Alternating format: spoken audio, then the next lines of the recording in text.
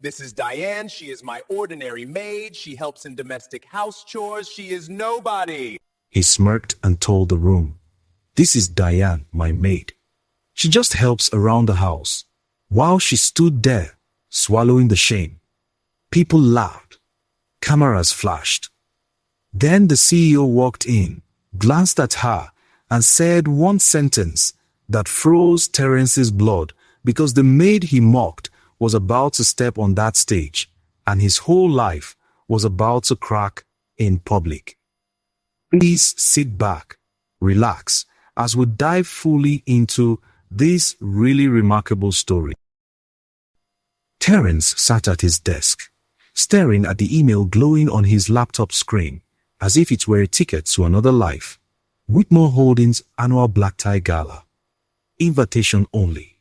His pulse quickened. This was it. The moment he had been waiting for. 3 years of late nights, forced laughter at office jokes, and endless pretending to be one of them had finally paid off. An invitation to the gala meant he was being noticed. And in Terence's world, being noticed was everything. "Diane," he called out, his voice echoing through their small but tidy apartment.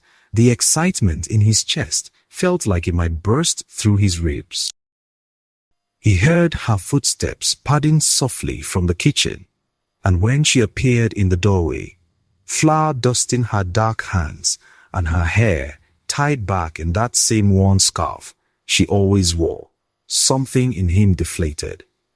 She smiled at him, warm and genuine, the kind of smile that used to make his heart skip. But now, all he could see was how plain she looked. How ordinary, how completely wrong for the world he was trying to enter. "Baby, what's wrong? You look excited," Diane said, wiping her hands on her apron as she walked closer. The apartment smelled like sweet potato pie, her grandmother's recipe that she made every Sunday without fail. Terence glanced at her, then back at the screen, feeling the weight of what he was about to say pressing down on his conscience. But he pushed it aside. This gala was too important. These people, the executives, the senior partners, the ones who decided promotions and bonuses, they would all be there. And they would all have their perfectly polished wives on their arms. Women who knew which fork to use. Women who wore designer labels like Second Skin. Women who belonged in ballrooms with crystal chandeliers and champagne fountains. Diane was sweet. She was kind. She was loyal. But she wasn't that. She had grown up in the projects on the South Side, raised by her grandmother after her mother left. She worked 2 jobs to put herself through community college, and even now, she worked part-time at a local non-profit helping kids with literacy. She was everything good and pure in this world. And that was exactly the problem. Terence needed edge. He needed sophistication. He needed someone who could help him climb, not someone who reminded everyone where he came from. "I got invited to the company gala," he said, his voice measured, watching her face light up. "Oh my God, Terence, that's amazing. I'm so proud of you." She rushed over and wrapped her arms around him, and for a moment, he let himself feel it. The warmth, the love. But then, he pulled back. "Yeah, it's a big deal," he said, standing up and pacing toward the window. Outside, the city stretched out below them, glittering with possibility. He could see himself in those towers, in those boardrooms, shaking hands with men who controlled empires. He just needed to play this right. "So when is it? I need to find something to wear. Maybe I can borrow a dress from Shanice, or maybe we can hit up that consignment shop on Hamel." "You're not coming," Terence said, the words falling out before he could stop them. The room went silent. He didn't turn around, but he could feel her standing there, frozen. "What?" Her voice was small, confused. He exhaled slowly, forcing himself to stay calm, to sound reasonable. Diane, this is a work thing. It's not really a spouse event. It's mostly executives and their teams. You'll be bored out of your mind. But the email said black tie gala. That sounds like spouses are invited. She was trying to keep her voice steady, but he could hear the hurt creeping in.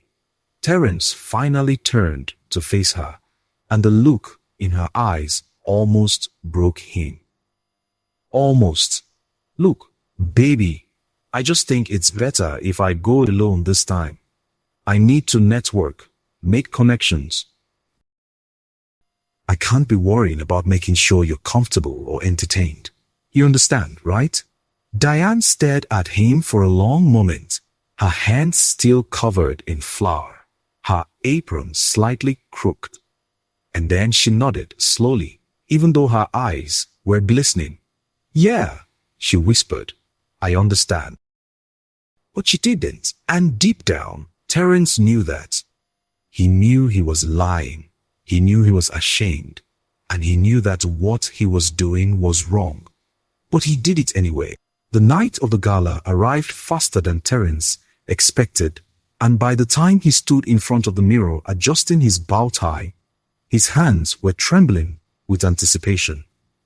The tuxedo fit perfectly, tailored just right, and his shoes were polished to a high shine.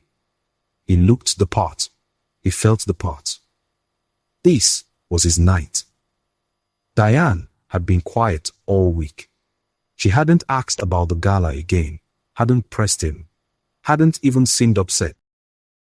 She just went about her routines, cooking, cleaning, working, smiling when he came home. But there was something different in her eyes now. Something distant. He told himself it didn't matter. After tonight, everything would change. He'd get that promotion. He'd move them into a bigger place. He'd make it all worth it. The Grand Meridian Hotel was breathtaking. Marble floors, gold accents, and a chandelier that looked like it cost more than Terence's yearly salary. He stepped out of the Uber and took a deep breath, smoothing down his jacket. Men in expensive suits and women in gowns that shimmered under the light filled the lobby. He recognized a few faces from the office, senior managers, vice presidents, people he'd only ever seen in passing. And then he saw Gerald Whitmore himself, the CEO, standing near the entrance, surrounded by a small crowd. Terence's heart pounded. This was real. He was here. He belonged here. He walked inside, his confidence building with every step. The ballroom was even more stunning. A live jazz band played softly in the corner. Servers in crisp white uniforms carried trays of champagne, and everywhere he looked, success radiated off people like he. Terence Matthews, right? A voice said beside him. He turned to see Donald Pierce, one of the senior partners, a man whose approval could change everything. Yes, sir. Good to see you, Mr. Pierce, Terence said, shaking his hand firmly. Good to see you too. Glad you could make it. This is quite the event, huh? They made small talk, and Terence felt himself relaxing. He was doing it. He was fitting in. And then, out of the corner of his eye, he saw her. Diane, walking through the entrance in a simple black dress, her hair down, her face calm and composed. His blood turned to ice. What the hell was she doing here? She wasn't supposed to be here. He had told her not to come. Panic surged through him as she walked closer, and before he could think, before he could stop himself, he did the unthinkable. When she reached him, standing quietly beside him, as a few colleagues glanced over curiously, Terence smiled at them and said, "Oh, this is Diane. She's my maid. She just helps around the house." The room seemed to tilt. Diane's face didn't change, but her eyes, God, her eyes went completely hollow. A few people chuckled awkwardly. Someone whispered. And then the lights dimmed. A voice came over the microphone. Ladies and gentlemen, please welcome to the stage our host for the evening, the brilliant mind behind our new community outreach initiative, Mrs. Diane Matthews. Terence's world shattered. The woman walking onto that stage, smiling gracefully as the room erupted in applause, was his wife. The maid he had just humiliated in front of everyone who mattered. And now, every single person in that room knew exactly who he was. If you're enjoying this story so far, don't forget to like, subscribe, and hit that notification bell so you never miss an episode. Drop a comment below and let me know what you think Terence is feeling right now. Now, let's continue. The applause was deafening, but to Terence it sounded like the roar of an ocean about to drown him.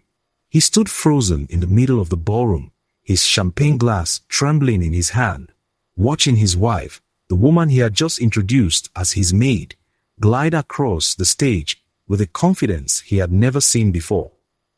Diane's black dress, which had seemed simple and plain just moments ago, now looked elegant under the stage lights. Her natural hair, which he had always thought she should straighten for events like this, framed her face beautifully. She smiled at the crowd, poised and professional, and when she reached the microphone, she didn't hesitate. She didn't fumble. She owned that stage. "Good evening, everyone," Diane said, her voice clear and strong, filling the entire ballroom. "I'm honored to be here tonight as the host of this year's Whitmore Holdings Gala, and even more honored to share with you the incredible work our community outreach initiative has accomplished this year." Terence felt the floor shifting beneath him. His mouth went dry. Around him, he could feel eyes turning in his direction. Whispers started spreading through the crowd like wildfire. He caught fragments of conversations. People leaning toward each other, glancing at him with confusion, curiosity, and in some cases, barely concealed disgust. "Wait, did he just say she was his maid?" Someone murmured behind him. "That's his wife. Oh my God, that's horrible." Terence wanted to disappear, to sink into the marble floor and vanish completely, but his feet wouldn't move. Donald Pierce, the senior partner who had been speaking with him just minutes ago, slowly turned to look at Terence, his expression shifting from friendly interest to cold disappointment. "That's your wife?" Pierce asked quietly, his voice like ice. Terence opened his mouth, but no words came out. What could he possibly say? How could he explain what he had just done? Pierce shook his head slowly, the kind of shake that said everything without saying anything at all. And then he walked away, disappearing into the crowd. Terence stood there alone, his carefully constructed image crumbling around him like ash. On stage, Diane continued speaking, completely professional, completely composed. She talked about the literacy programs they had launched in underserved communities, about the partnerships they had built with local schools, about the lives that had been changed. Every word she spoke was articulate, passionate, and powerful. This wasn't the quiet woman who made sweet potato pie on Sundays. This wasn't the wife who smiled gently and never pushed back. This was someone else entirely. Someone he clearly didn't know. "Our initiative has reached over 15,000 children this year," Diane continued, her eyes scanning the audience. For a brief moment, her gaze landed on Terence, and he saw it, the hurt, the betrayal, the heartbreak. But it was only for a second, and then she looked away, her professional mask never slipping. And we couldn't have done any of this without the support of our corporate partners and the dedication of our volunteer team. Thank you all for believing in this work. The room erupted in applause again, louder this time. People standing, clapping, genuinely moved by her word. Terence felt sick. His stomach twisted into knots and his hands were shaking so badly he had to set down his champagne glass before he dropped it. He needed to leave. He needed to get out of this room before anyone else confronted him, before his boss found out, before this whole night became an even bigger disaster. But before he could move, a hand gripped his shoulder firmly. He turned to see Robert Chen, another executive from his department, staring at him with an expression that was equal parts shock and anger. "What the hell were you thinking?" Robert hissed, keeping his voice low so others wouldn't hear, but his fury was unmistakable. "Do you have any idea what you just did? That's your wife up there, and you called her your maid, in front of everyone." Terence's throat felt like it was closing. I didn't know she was going to be here. I didn't know she was the host. I thought I'm porous. You thought what? That you could just humiliate her and no one would care? That you could pretend she didn't exist? Robert's grip on his shoulder tightened. "You're done, man. You understand that. Whatever respect you had in this company, whatever future you thought you were building, it's over." The words hit Terence like a physical blow. Over. Everything he had worked for, every late night, every sacrifice, every carefully calculated move, all of it destroyed in one stupid, cruel moment. Robert released his shoulder and walked away, shaking his head in disgust. Terence looked around the ballroom, and everywhere he turned, people were staring at him, some with pity, some with contempt, but all of them knowing exactly what kind of man he was.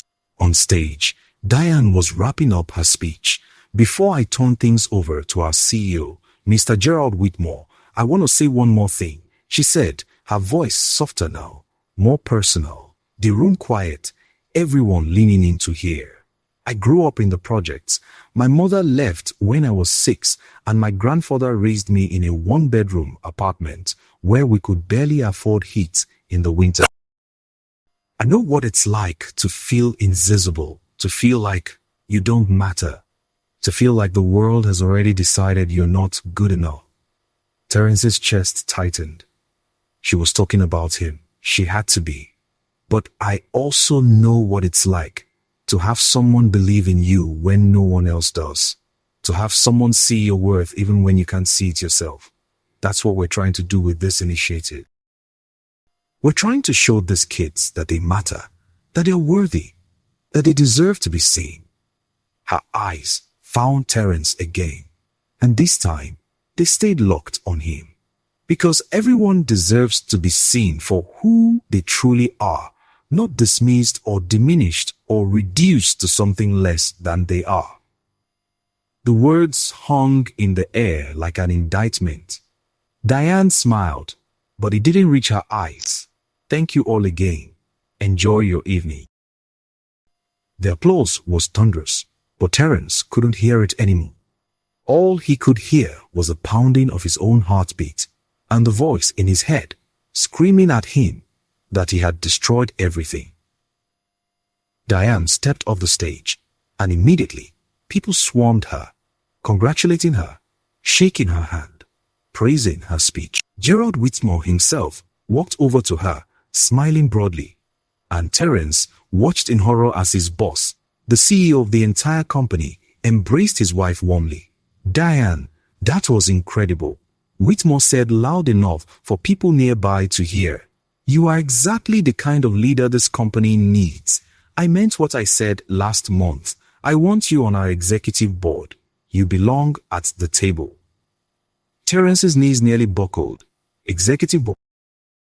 Last month? What was he talking about? Diane smiled graciously. Thank you, Mr. Whitmore. I'm honored. Please call me Gerald, and I insist you introduce me to your husband.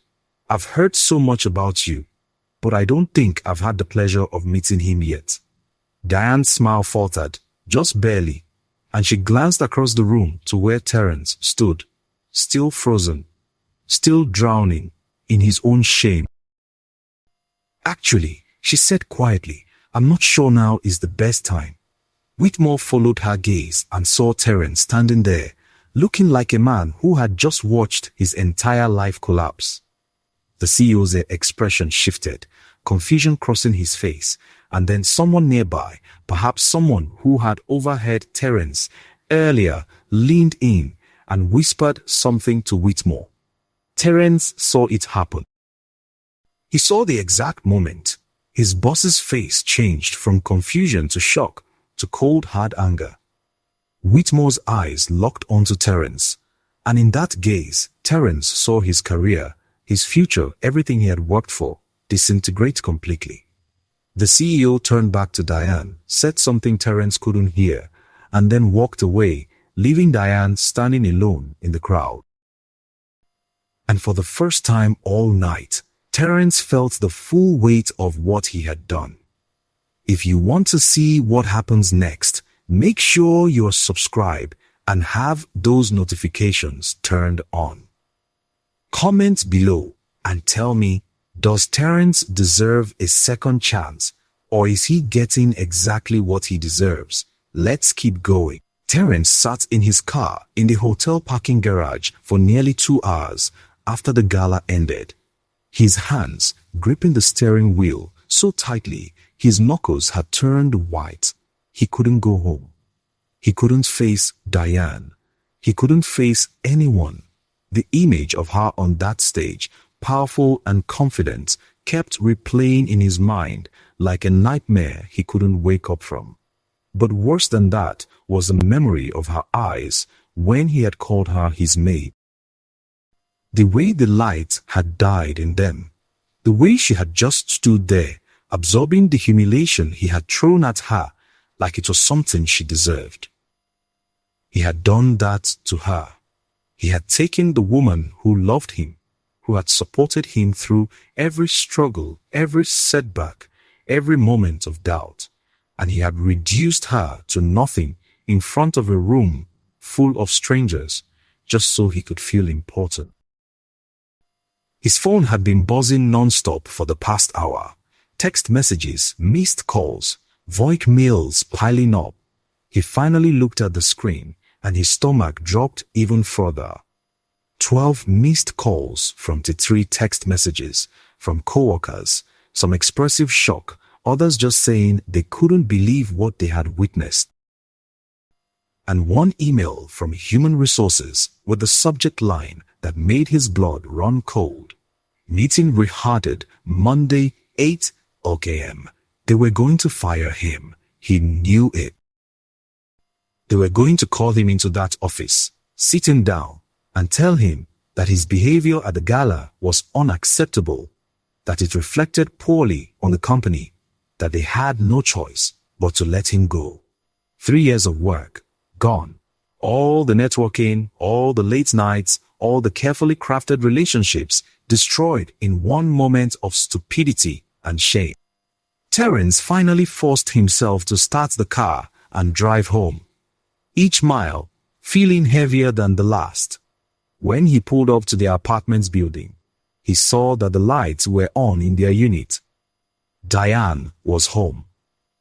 His heart hammered in his chest as he climbed the stairs, each step feeling like he was walking toward his own execution. When he opened the door, the apartment was quiet, too quiet. Diane was sitting on the couch, still in her black dress, her shoes kicked off beside her. She wasn't crying. She wasn't angry. She was just sitting there, staring at nothing, her hands folded in her lap. Diane, Terence said, his voice cracking. She didn't look at him. For a long moment, the silence stretched between them like an ocean neither of them knew how to cross. Terence closed the door behind him and took a few hesitant steps into the room.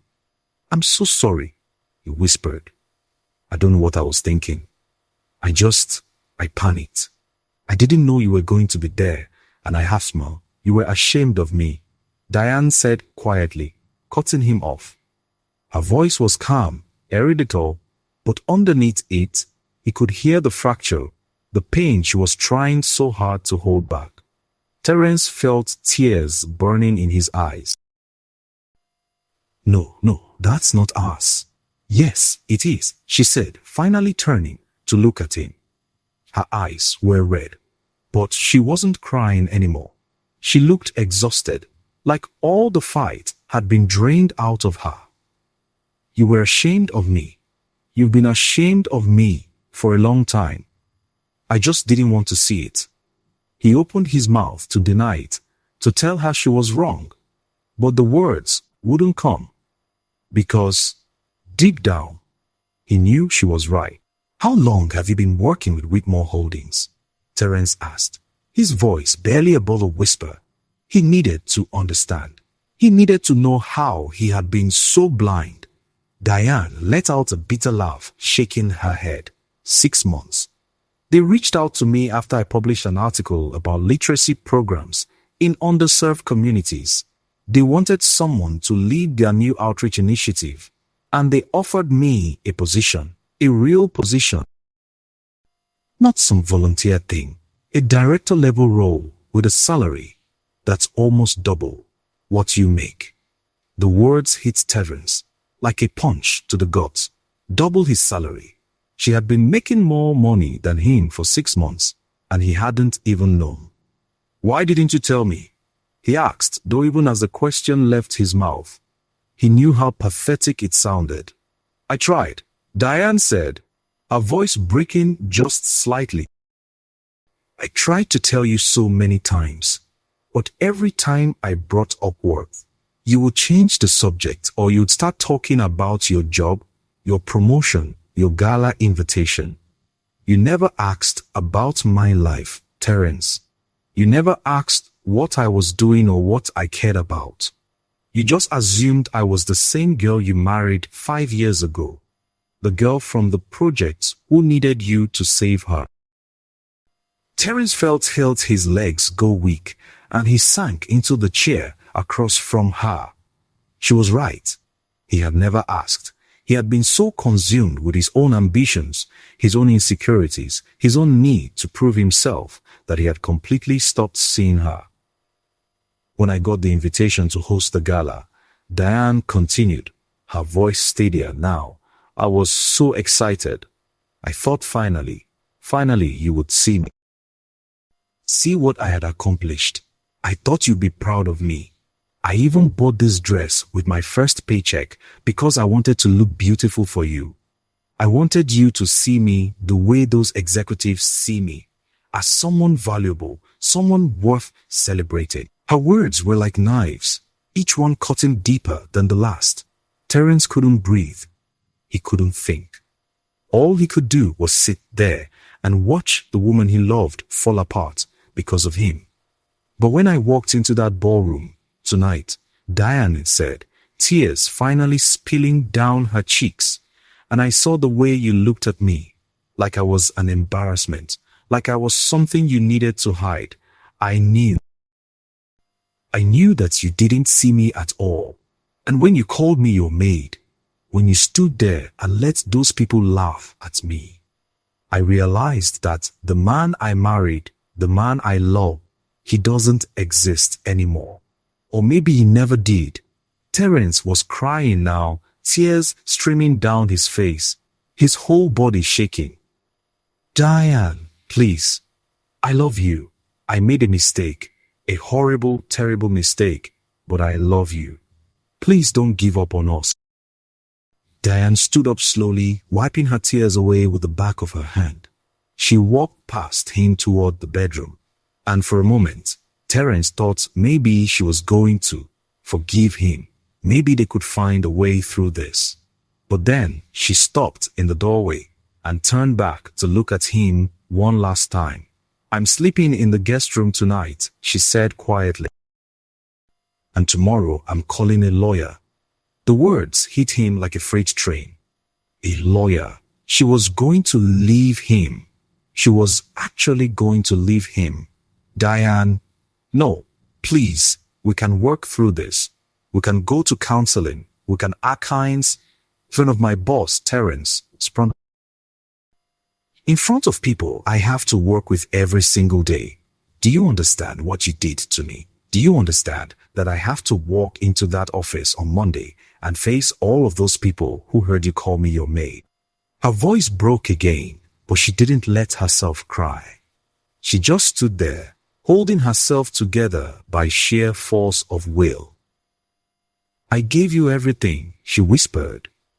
I supported you through every struggle, every failure, every moment when you doubted yourself.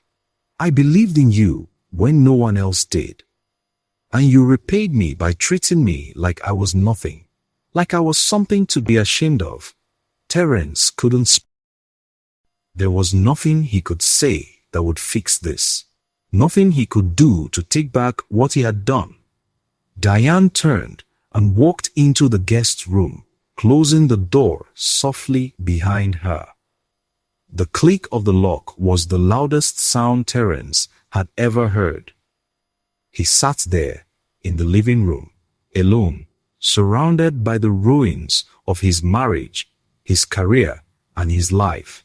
His phone buzzed again. Another text message. This time from his brother. Mom saw a video of what you did at the gala. It's all over social media. She's crying. What the hell is wrong with you? Terence looked down at his phone, his hands shaking, and opened social media for the first time that night. His heart stopped. The video was everywhere. Someone had recorded the moment he introduced Diane as his maid, and it had already been shared thousands of times. The comments were brutal. People were calling him every name imaginable, dissecting his character, demanding he be fired, saying he deserved to lose everything. And they were right. He did. Terence closed his phone and buried his face in his hands, his entire body shaking with sobs. He had destroyed everything: his marriage, his career, his reputation. All because he had been too ashamed to see the incredible woman standing right in front of him. And now it was too late. Are you hooked? Don't forget to like, comment, and subscribe to see how this story unfolds. Drop your thoughts below. Do you think Terence can fix this, or has he lost Diane forever? Let's continue with the next chapter. Monday morning arrived like a death sentence. Terence hadn't slept all weekend. He had spent Saturday and Sunday trapped in the apartment, listening to Diane move around in the guest room, hearing her on phone calls with people he didn't know, catching glimpses of her face that showed nothing but cold determination. She had meant what she said. She was really leaving him. He had tried everything. He had knocked on the guest room door a dozen times, begging her to talk to him, to give him a chance to explain, to let him apologize properly. But she never opened the door. She never responded. It was like he had become invisible to her, a ghost haunting his own. And now, as he sat in his car outside the Whitmore Holdings building, staring up at the glass tower that had once represented all his dreams and ambitions, all he felt was dread. The email from Human Resources had been clear. 8 o'clock. Don't be late. He knew what was coming. He had known since Saturday night, when he finally gathered the courage to watch the full video that had gone viral. 300,000 views now. 300,000 people had watched him humiliate his wife. The comments were ruthless, calling him every terrible thing imaginable. And the worst part was they were right. He deserved every bit of hatred being thrown at him.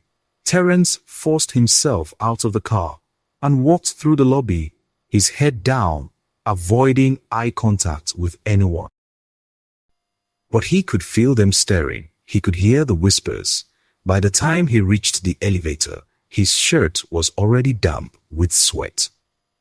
When the doors opened on the 7th floor, where human resources was located, his legs felt like they might give out beneath him. Jennifer Caldwell, the head of HR, was waiting for him in her office. She was a tall, stern woman in her 50s, with silver hair pulled back into a tight bun and glasses that seemed to magnify the disappointment in her eyes. Mr. Matthews, please sit down, she said, her voice cold and professional. Terence sat, his hands clasped tightly in his lap, trying to control the shaking. Jennifer didn't waste time with pleasantries. She opened a folder on her desk and slid a printed screenshot across to him. It was a freeze frame from the viral video capturing the exact moment he had introduced Diane as his maid. I'm sure you're aware that this video has been circulating widely on social media, Jennifer said, her tone clipped. It has come to the attention of senior leadership, including Mr. Whitmore himself. What you did at that gala was not only personally reprehensible, but it also violated several company policies regarding conduct and representation of Whitmore Holdings values. Terence opened his mouth to respond, but Jennifer held up a hand, silencing him. Let me be clear, Mr. Matthews. The woman you humiliated, Mrs. S. Diane Matthews, is not only your wife, but also a highly respected director within this organization. She leads one of our most successful community initiatives, and her work has brought tremendous positive attention to this company. What you did to her reflects not only on your character, but on all of us. The words hit Terence like physical blows. He wanted to say something, to defend himself, but there was nothing to say. He had no defense. Normally, Jennifer continued, her eyes boring into him. This would result in immediate termination. However, Mr. Whitmore has decided to handle this differently. Terence's head snapped up, a flicker of hope sparking in his chest. Maybe, just maybe, he wasn't going to lose everything. Maybe there was still a chance to salvage something from this disaster. You will be placed on unpaid administrative leave for 30 days, Jennifer said, and that spark of hope dimmed immediately. During that time, you will undergo mandatory counseling sessions focusing on workplace conduct, respect, and interpersonal relationships. You will also be required to write a formal apology letter to your wife, which will be reviewed by this department before being delivered to her. At the end of 30 days, we will evaluate whether you are fit to return to this company. Unpaid leave. 30 days without income. Terence felt his stomach drop. They barely had enough savings to cover 1 month of rent, let alone all their other expenses. And with Diane talking about divorce, there was no way she would help him financially. He was going to lose everything. Do you understand these terms? Jennifer asked, her expression unchanged. Yes, ma'am. Terence managed to say his say, his voice barely a whisper. You are to leave the building immediately and not return until you are cleared by this department. Your building access has been temporarily revoked. Any personal items from your desk will be boxed and sent to your home address. She stood up, signaling that the meeting was over. Terence stood as well, his legs unsteady, feeling like a man walking to his own funeral. As he turned to leave, Jennifer spoke one more time. Mr. Matthews, I want you to understand something. The only reason you still have a job, the only reason Mr. Whitmore didn't fire you on the spot, is because your wife asked him not to. Terence froze, his hand on the doorknob. Diane asked them not to fire me, he said, turning back to face Jennifer, confusion and disbelief flooding through him. Yes, Jennifer said, her expression softening just slightly. Despite what you did to her, despite the humiliation and pain you caused, she spoke to Mr. Whitmore personally and requested that you be given a second chance. She said that losing your job would destroy you completely, and she didn't want that on her conscience. So before you walk out of here feeling sorry for yourself, I suggest you remember that the woman you treated like garbage is the only reason you still have any future at all. The words cut deeper than anything else that had been said that morning. Diane had saved him. Even after everything he had done, even after he had publicly humiliated her and destroyed her trust, she had still protected him. Why? Why would she do? Terence left the building in a daze, his mind spinning. He walked to his car, got in, and just sat there, staring at nothing. His phone buzzed, a text message from his mother. We need to talk. Come to the house, now. He didn't want to face his mother. He didn't want to face anyone. But he knew he didn't have a choice.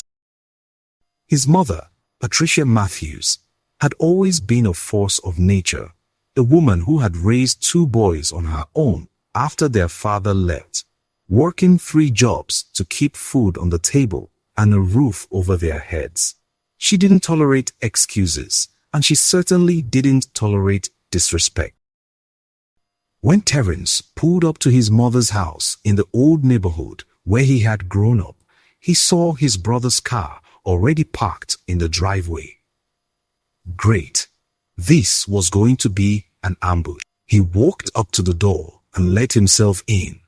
His mother was sitting at the kitchen table, her arms crossed, her face a mask of disappointment that made Terence feel like he was 10 years old again. His brother, Degare, was leaning against the counter, shaking his head slowly. Sit down, Patricia said, her voice low and dangerous. Terence sat. For a long moment, nobody spoke. The silence was suffocating. Finally, his mother leaned forward, her eyes locked onto his. I raised you better than this, she said quietly, and the disappointment in her voice was worse than any yelling could have been. I raised you to respect women, to honor your wife, to be a man of character, and you stood up in front of all those people and called that beautiful, intelligent, accomplished woman your maid? Your maid? Terence felt tears burning in his eyes again. Mama Ahespo, don't you dare make excuses, Patricia snapped, her voice rising now. I watched that video. I saw the way she looked at you. I saw the hurt in her eyes. That girl has been nothing but good to you. She supported you when you were struggling to find a job. She worked 2 jobs to help pay your student loans. She loved you when you didn't even love yourself. And this is how you repay her. DeGrandre pushed off the counter and walked over, his expression hard. You know what the worst part is? He said. It's not just that you disrespected her. It's that you did it because you were ashamed. You were ashamed of where we come from, ashamed of who we are. Diane grew up just like us, in the struggle, in the fight, and she made something of herself. And instead of being proud of her, you try to hide her like she was something to be embarrassed about. The words hit Terence like a sledgehammer. His brother was right. It wasn't just about Diane. It was about him rejecting everything he came from, everyone who had loved him and supported him, just so he could pretend to be someone he wasn't. What do I do? Terence whispered, his voice breaking. How do I fix this? His mother stood up and walked over to him, placing her hand on his shoulder. Baby, I don't know if you can fix this, she said softly. You broke something that might not be able to be repaired. But if you have any chance at all, you need to stop thinking about yourself and start thinking about her. You need to figure out why you did what you did, face it, own it, and then you need to prove to that woman that you're worth another chance. And even then, she might still walk away. And if she does, you'll have to accept it. Terence nodded, tears streaming down his face. His mother pulled him into a hug, and for the first time since the gala, he let himself break down completely. But even as his mother held him, even as his brother stood nearby offering silent support, Terence knew that this was just the beginning. The real fight, the real battle to save his marriage and his life was still ahead, and he had no idea if he was strong enough to win it. This story is getting intense. Make sure you hit that subscribe button and turn on notifications so you don't miss what happens next. Comment below and let me know, should Diane give Terence another chance? Let's dive into the next chapter. 2 weeks had passed since the gala, and Terence had become a ghost in his own life. The mandatory counseling sessions were brutal, forcing him to confront truths about himself that he had spent years avoiding. Dr. Raymond Pierce, his therapist, was a no-nonsense black man in his 60s who had seen every excuse and every deflection 1,000 times before.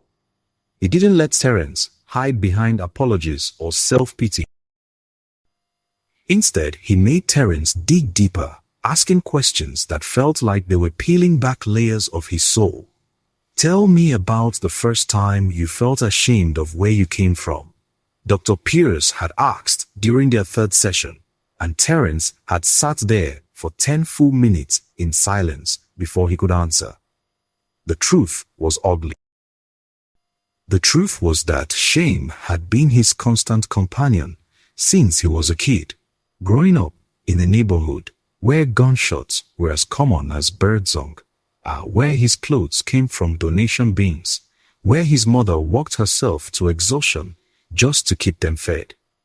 He had promised himself that he would escape that life, that he would become someone different, someone better. But somewhere along the way, he had confused escaping poverty with escaping himself. He had started to believe that to be successful, he had to erase every trace of where he came from, including the woman who represented that past. Diane hadn't been home much during these 2 weeks. She left early for work and came home late. And when she was there, she stayed in the guest room with the door locked. Terence had tried to respect her space, but the silence between them was suffocating. He missed her. He missed the sound of her voice, the warmth of her presence, the way she used to look at him like he was her whole world. He had destroyed all of that with one stupid, cruel decision. The apology letter that Human Resources required him to write had taken him 4 days to complete. He had written and rewritten it dozens of times, each version feeling inadequate, each word feeling hollow compared to the magnitude of what he had done. Finally, he had settled on something simple and honest, pouring his heart onto the page, explaining not just what he had done, but why he had done it, acknowledging the pain he had caused, and begging for the chance to prove he could be better. Jennifer Caldwell had reviewed it, made a few suggestions, and then forwarded it to Diane. That had been 3 days ago, and Diane hadn't mentioned it once. Terence didn't know if she had even read it. On this particular Tuesday afternoon, Terence was sitting in the apartment staring at his laptop, scrolling through job postings, even though he technically still had a position at Whitmore Holdings. The unpaid leave was killing him financially. Their savings were almost gone. Rent was due in a week, and he had no idea how he was going to pay it. His pride wouldn't let him ask his mother or brother for money, and asking Diane felt like admitting he was completely helpless. The front door opened, and Terence looked up to see Diane walking in, carrying her work bag and looking exhausted. She glanced at him briefly, her expression unreadable, and then headed toward the guest room. "Diane, wait," Terence said, standing up quickly. She stopped, but didn't turn around. "Can we please talk?" he asked, his voice desperate. "I know you're angry, and you have every right to be, but we can't keep living like this. We can't keep avoiding each other." Diane turned slowly to face him, and the weariness in her eyes made his chest ache. "What do you want to talk about, Terence?" she asked quietly. "About how you humiliated me. About how I have to walk into work every day and face people who saw that video. About how my boss pulled me aside last week and asked if I was okay, if I was safe at home, because he was worried you might be abusing me." The words hit Terence like a sledgehammer. He hadn't even considered that people might think he was abusive, that his actions at the gala might have painted him as something even worse than what he was. "I would never hurt you," he said, his voice breaking. "I know I hurt you emotionally. I know what I did was terrible, but I would never, ever lay a hand on you." "I know that," Diane said, her voice tired. "I told him that. But do you understand what it was like having to defend you after what you did? Having to convince my boss that my husband isn't a monster, just an idiot." Terence flinched at the word, but he deserved it. He deserved worse. "I read your letter," Diane said. After a moment of silence, Terence's heart jumped, and he asked, hope flickering in his chest for the first time in 2 weeks. "And it was a good letter," Diane said simply. "It was honest. It was vulnerable. It showed more self-awareness than you've shown in the past 5 years of our marriage. But, Terence, a letter doesn't fix what you did. Words don't erase the fact that you looked at me, the woman you promised to love and honor, and you decided I wasn't good enough to stand beside you." Her voice cracked slightly, and she took a deep breath to steady herself. "I've been doing a lot of thinking these past 2 weeks," she continued. "I've been asking myself why I stayed with you for so long when I could see you pulling away from me, when I could feel you becoming ashamed of who we were. And the truth is, I stayed because I kept hoping you would wake up. I kept hoping you would remember the man you used to be, the man who held my hand on our first date and told me that he didn't care where I came from, because all that mattered was where we were going together." Terence felt tears streaming down his face, but he didn't wipe them away. He just stood there listening, letting her words wash over him. "But that man is gone," Diane said, her own tears falling now. "And I don't know if he's ever coming back. I don't know if you can ever be the person I fell in love with, or if you're too far gone, too consumed by this idea of success and status and being someone you're not. And I can't keep waiting around to find out. I can't keep sacrificing my own happiness and peace just to hold on to someone who doesn't even want to be held. I do want to be held," Terence said desperately, taking a step toward her. "I want you, Diane. I want us. I know I messed up. I know I hurt you in a way that might be unforgivable, but I'm begging you, please don't give up on me. Please don't give up on us." Diane looked at him for a long moment, her eyes searching his face for something, some sign that he was telling the truth, that he was capable of change. "I met with a divorce attorney yesterday," she said quietly, and Terence felt the floor drop out from under him. "She told me I have grounds for an uncontested divorce based on emotional cruelty and public humiliation." She said it would be quick, clean, and I would likely get a favorable settlement given what happened. Terence couldn't breathe. This was it. She was leaving him. It was really over. But I haven't signed anything yet, Diane continued, and Terence's head snapped up, hope surging through him again. Why not? He asked, his voice barely a whisper. Diane wiped her tears away and took a shaky breath. Because despite everything you've done, despite how much you've hurt me, there's still a part of me that loves you. A part of me that remembers the good times, the laughter, the dreams we used to share. And that part of me wants to believe that you can change, that you can become the man I thought I married. She walked over to the couch and sat down, her shoulders sagging with exhaustion. Terence followed and sat across from her, giving her space but close enough to hear every word. I'm willing to give you one chance, Diane said, looking directly at him. One chance to prove to me that you're serious about changing, that you're willing to do the work, that you can see me for who I really am, and not just as some reflection of your insecurities. But if you mess this up, if you show me even once that you're still that same man who called me your maid in front of a room full of people, I'm gone. And I won't look back. Terence nodded frantically, relief and gratitude flooding through him. I'll do whatever it takes, he said. I'll go to counseling, I'll work on myself, I'll prove to you every single day that I'm worth another chance. Just please, please, don't leave me. Diane held up a hand, stopping him. I have conditions, she said firmly. First, you continue with your therapy and you actually engage with it.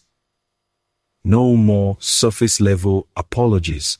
No more excuses. You figure out why you did what you did and you fix it.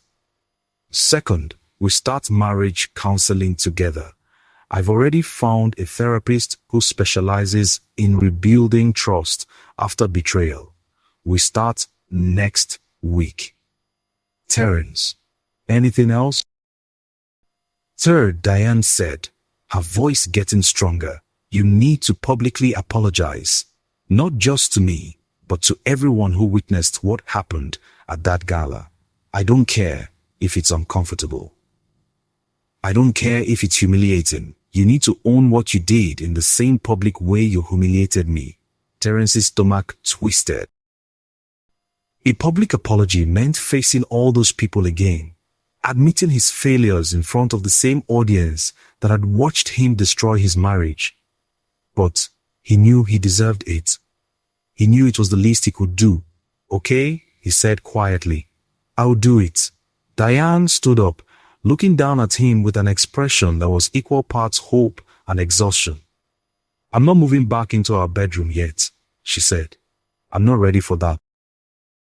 But I'm willing to try to talk to you again, to have dinner together, to see if there's anything left worth saving. Don't make me regret this, Terence. Don't make me regret giving you this chance. She walked toward the guest room, and just before she closed the door, she turned back one more time. And Terence, I saved your job because I didn't want to be responsible for destroying your life. But don't confuse mercy with weakness. I'm not the same woman you married. I'm stronger now, and I won't be anyone's maid, not even yours. The door closed softly, and Terence sat there in the living room, his heart pounding, his mind racing. She had given him a chance, one chance, and he knew with absolute certainty that he couldn't afford to waste it. For the first time since the gala, he felt something other than despair. He felt hope, small, fragile, but real. And he was going to hold on to it with everything he had. We're almost at the end. Don't forget to like, subscribe, and comment below. Tell me, do you think Terence deserves this second chance? What would you do in Diane's position? Let's finish the story together in the final chapter. 3 months later, Terence stood backstage at the Whitmore Holdings quarterly town hall meeting, his palms sweating and his heart racing faster than it ever had before. This was it, the moment he had been dreading and preparing for since Diane had given him his second chance. The public apology. He could hear the murmur of voices from the auditorium beyond the curtain. Hundreds of employees gathering for the quarterly update, unaware that today's agenda included something far more personal than financial reports and project updates. Gerald Whitmore had agreed to give him 5 minutes at the end of the meeting, 5 minutes to stand in front of everyone and own what he had done.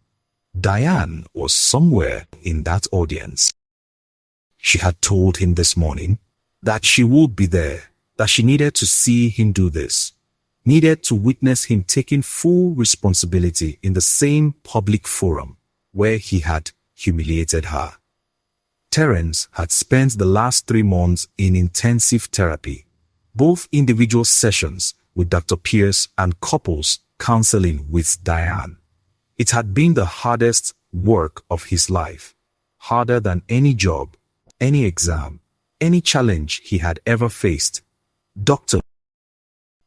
Pierre had made him confront the root of his shame, the internalized beliefs about worth and status that had been planted in him as a child growing up poor. Watching his mother struggle, feeling invisible in a world that seemed to value money and power above all else. He had learned that his desperate need to be seen as successful wasn't about ambition, it was about fear. Fear of being dismissed, fear of being looked down upon, fear of being the poor kid from the projects for the rest of his life. And in trying to escape that fear, he had become exactly the kind of person he should have despised. Someone who measured human worth by superficial standards, someone who had betrayed the woman who loved him just to impress people who didn't matter. The marriage counseling with Diane had been even more painful because he had to watch her relieve the hurt he had caused, had to hear her describe what it felt like to stand in that ballroom and be reduced to nothing by the man who had promised to cherish her. But slowly, painfully, they had started to rebuild. Not the old marriage that was gone, shattered beyond repair, but something new, something more honest, something built on the truth of who they both really were. Diane had made him prove his commitment every single day. She had watched him go to therapy, watched him engage with the hard questions, watched him cry and struggle and face himself in ways he never had before. She had made him earn back small privileges, dinner conversations, watching movies together on the couch, eventually holding hands again. But she hadn't moved back into their bedroom. That line, she said, wouldn't be crossed until she was absolutely certain he had changed, not just in words, but in actions, in the way he saw himself. Terence had also returned to work after his 30-day leave, but it had been a humbling experience. People treated him differently now, some with outright contempt, some with cautious distance, and a few with something that looked like pity. He had been reassigned to a different team, a lateral move that everyone understood was really a demotion. His old trajectory toward management was gone, replaced by the reality that he would have to rebuild his reputation from the ground up, if he even could. But the strangest thing had happened during these 3 months. As Terence let go of his desperate need to climb the corporate ladder, as he stopped measuring his worth by his title and salary, he started to actually enjoy his work again. He started to see his colleagues as people rather than stepping stones. He started to find meaning in doing good work rather than impressive work. And slowly, some people started to forgive him, not forget, but forgive.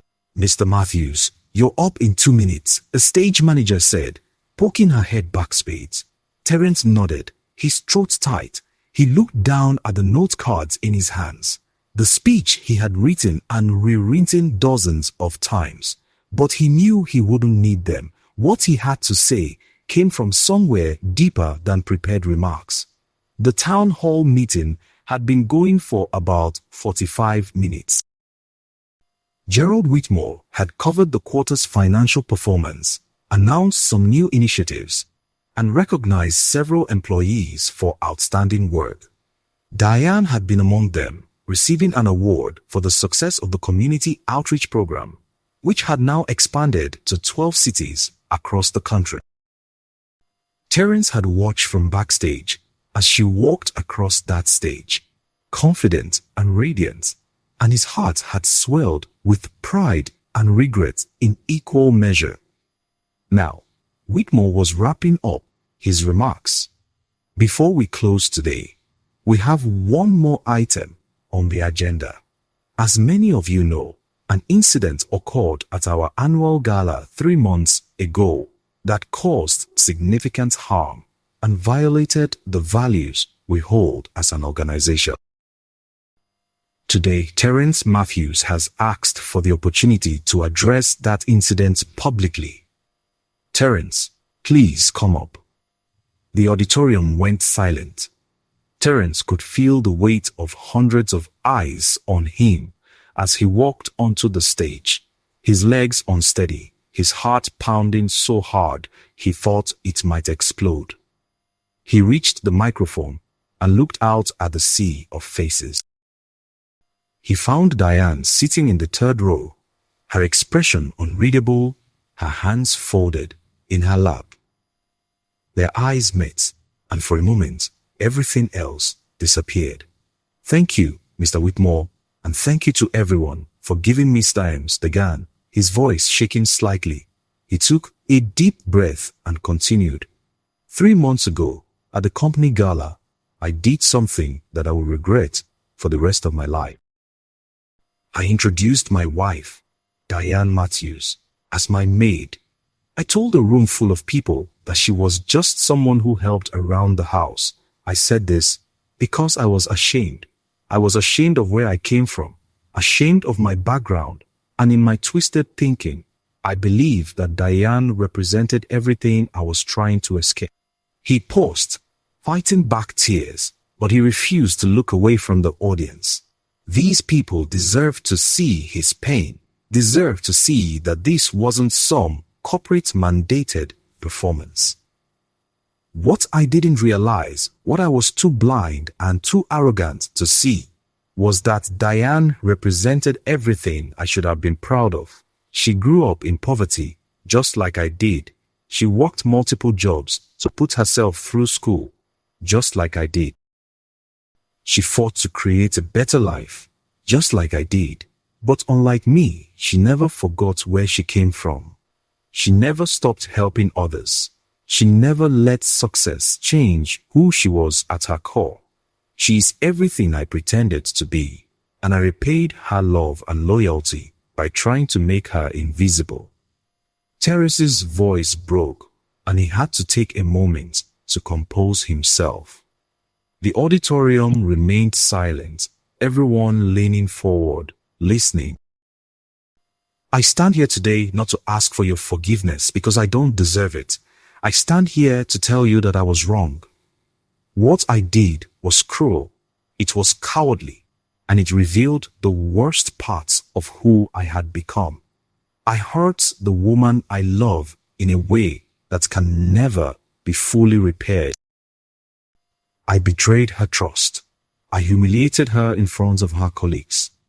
And I did it all because I was more concerned with impressing people than honoring the person who had always believed in me. He looked directly at Diane now, his eyes locked on hers. Diane, I know I've said this privately, but I need to say it here, in front of everyone. I am deeply, profoundly sorry for what I did to you. You deserved better. You deserved a husband who stood beside you with pride, who celebrated your accomplishments, who saw your worth.